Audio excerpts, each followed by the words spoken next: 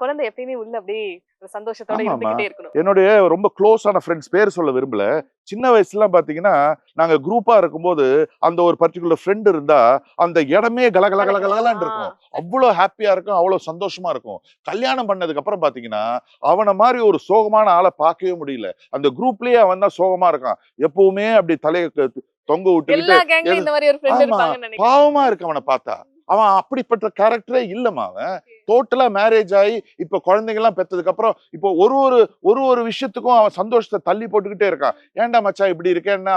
"இல்ல என் பசங்களுக்கு இது படிப்பு முடிக்கணும். அந்த படிப்பெல்லாம் முடிச்சா தான் நான் அந்த மாரி பழைய மாரி சந்தோஷமா இருப்பேன்னா." படிப்பெல்லாம் முடிச்சதுக்கு அப்புறம் இப்ப போய் கேட்டா, "என் பிள்ளைங்களுக்கு கல்யாணம் பண்ணி பண்ணணும். வைக்கணும். அந்த கல்யாணம் பண்ணி முடிச்சதுக்கு அப்புறம் தான் கல்யாணமும் முடிஞ்சிருச்சு. அதுக்கப்புறமா அப்படியே இருக்கான். ஏன்டா இப்ப என்ன திருப்பி காரணம்? அப்படி இருக்கேன்னு கேட்டா, கல்யாணத்துக்கு வாங்குன கடன்லாம் அடைக்கணும். அதுக்கப்புறம் தான் நான் பழைய மாரி இருப்பேன்றான். எங்க போய் சொல்றது? வாழ்க்கையே முடிஞ்சு போயிட போகுது இருக்கு. எல்லாம் சொட்டையெல்லாம் விழுந்து அவன் பாத்தீங்கன்னா, என் ஏஜ் குரூப் பாக்குறதுக்கு 65 வயசு மாதிரி இருக்கான். அவ்வளோ ஹேப்பியா இருந்தவன் இன்னைக்கு அவ்வளவு சோகமா இருக்கான். அந்த குழந்தை தனத்தை விட்டுட்டான். அப்புறம் என்ன லைஃப்? அப்புறம் என்ன லைஃப் ஆமா, சீரியஸா சார்? ஆக்சுவலி ஆமா. இதெல்லாம் உங்களுக்கே பாக்குறப்ப நம்மள எவ்வளவோ சந்தோஷப்படுத்தி இருக்க ஒரு நபர் இப்ப இப்படி ஆயிட்டாரே அப்படின்றது எல்லாருக்குமே ஒரு ஹர்ட்டிங்கான ஒரு விஷயமா ரொம்ப தானே இருக்கும். வருத்தமா இருக்குமா. ரொம்ப வருத்தமா ஓகே. இருக்கு. ஆமா. அதனால எப்பவுமே ம். அந்த குழந்தைய மட்டும் நீங்க யாருக்காகவும் பத்திரமா விட்டு பாத்துக்கணும். கொடுத்துறாதீங்க. பத்திரமா பாத்துக்கோங்க. ஓகே. ஆமா. எல்லாருமே எப்பவுமே சிரிச்சுக்கிட்டே இருங்க, சந்தோஷமா இருங்க, சந்தோஷமா இருங்க. ஜாலியா இருங்க. அதுதான் ஒரு பெரிய லக்ஸரின்னு நினைக்கிறேன். ஆமா.